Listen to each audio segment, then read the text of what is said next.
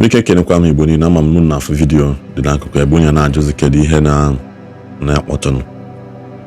Achọrọ m want to correct one impression maka na abịakwuba okwu ndị lụtara ụlọ na ndị na-alụtara ụlọ. I'm on a church Christians has the biggest investment around the world. I'm not talking about Nigeria. Amajizi maka na Mathias lụtara ụlọ. How many thousands of Christians lụtara ụlọ na village unu?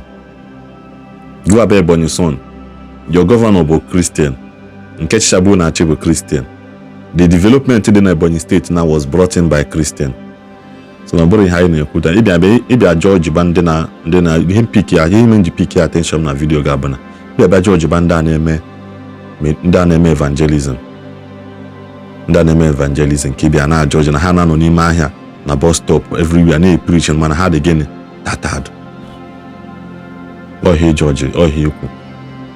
Ichefuzi na 12 people turn this world around. Only 12 people turn it around or like this. 12 people started this gospel of truth, being the gospel of our Lord Jesus Christ, gospel of salvation, prosperity.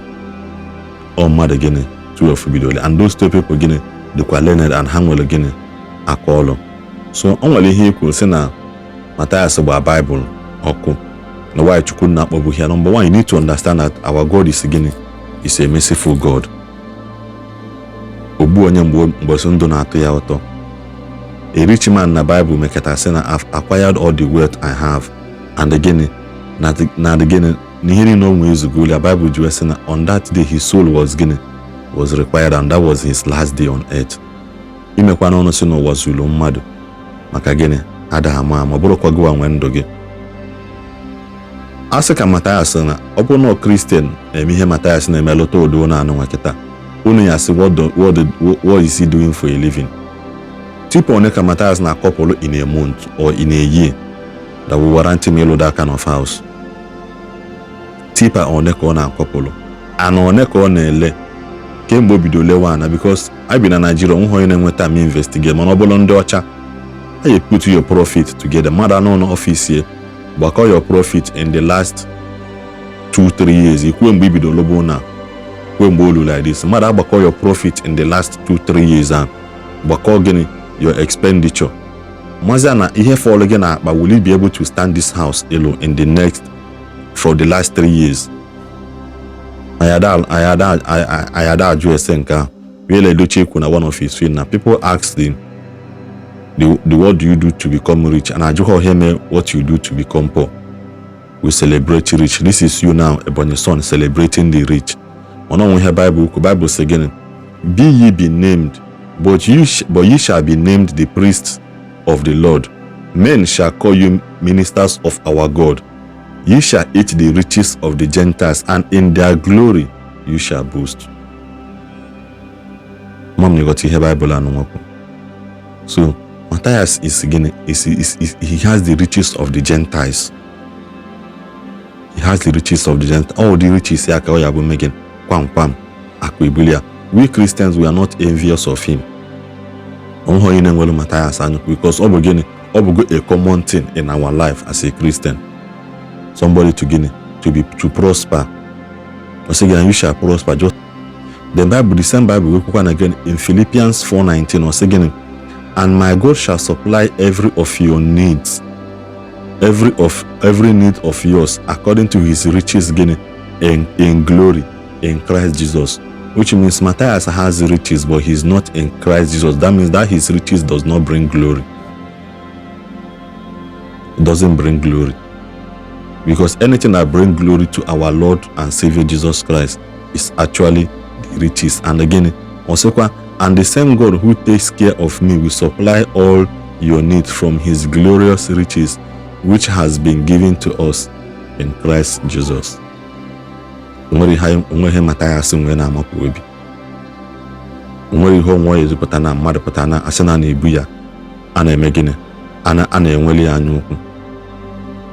Bible says, and the gift of God maketh one rich and added no sorrow. Mathias has riches, but he's not wealthy. Go and check the difference between the richness, marry the rich and marry the wealthy. In Christ, that is where you become wealthy. he has riches, akọ nke ụwa, akọ na ụba nke ụwa. Out of that in onwe, mmadụ one can draw from his well, and that well will not dry. O nwebe Chukwu ya bụ ọkụ mmadụ n'ọkụ. He became a source of livelihood to another person.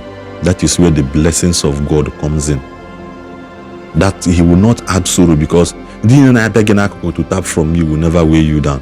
When Mathias open this his gate for 1 year for people, because the gift of God make it one rich, because amaro mebu simwetenkia. Obula call obolu ihe mete is left for him. We celebrate him for doing that for himself. Mana, he should be aware. No one has a Mathias maybe in Charity Foundation. Can he be able to give account of his charity foundation? See, okay, nego na in 5 years or in 3 years. The mother not spend so and so amount for nego on the phone account. Why? Oji see go alone or will it change in as on them mad? Use your head. You will turn this kind of video online next time. I'll add up again. Got the numbers on the buy. And then that video no. You hope no. In case you are seeing my video for the first time, my name is Ebonyi Son. Echitembe Mathias Ezeaku wana yinwoke dori Bible dori cha akpo yoku ni oku.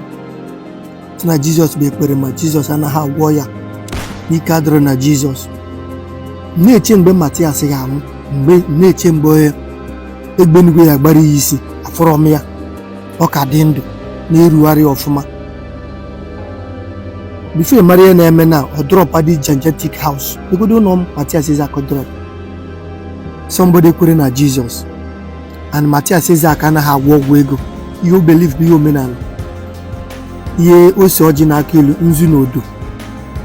Na ọfọ. Ihe o ji aga. Egodo dị ka no house our brother drop. Ọ bụrụ kwa no 20 million mụ na gị na-abụ mmanụ. The house is still under construction. When I do one, why could you do like this? On a chukwamaro no ye gbu ozugbo na ya ni we rapụ ya. That is Jesus.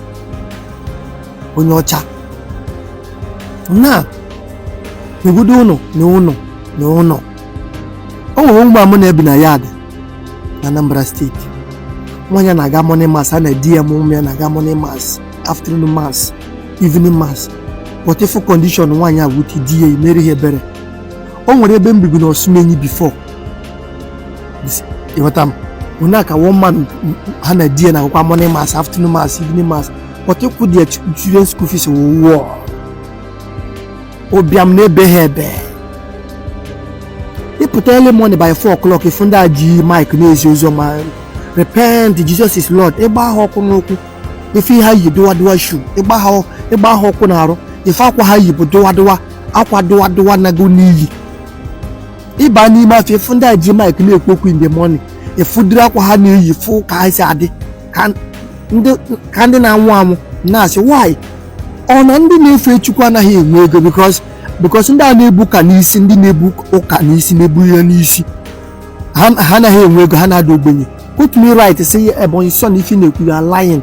Ndị a na-ebu ịma na enwe ndị na-ebu ka n'isi. Ndị a na-ada ogbenye. Ọbụna na-atụ asị under the comment section say Ebonyi Son you are lying. But ndị a na-aga church with sense ha ịmanwe ebe ị na-aga ụka with uche. Ndị a na-eji ezigbo ego ị na-aga ụka with uche. Because man feel somebody like money na maọbụ Cubana chief priest maọbụ Obi Cubana nwunye aga morning mass, afternoon mass, evening mass. Ọ dịrọ possible. Maọbụ Ifeanyi Ụbana nwunye aga morning mass, afternoon mass and evening mass. Maọbụ Emeka Ọfọ. Ọ dịrọ possible. Yes, on Sunday aga main show yiri ezigbo akwa gada ebunye ya oche n'iru ụka. And they are rich. But ndị a na-ebu ya n'isi na-ada ogbenye. So why is it ọ na Chukwu anaghị agọzi ndị a na-ebu ka n'isi, na-ebu ya n'isi na-eti mkpu? Because that man m na-ebi na ya dị na flat ebe obi na you have to nye mmadụ 2 rooms because no 4 bedroom flat were 2 rooms nye mmadụ buru na 2 rooms. Akwenye 6 children kwesị na manage the whole flat. So my question ọwụ ndị na-ekwere Chukwu na-ebu ya n'isi, Chukwu si na ha agada ogbenye na they will be poor.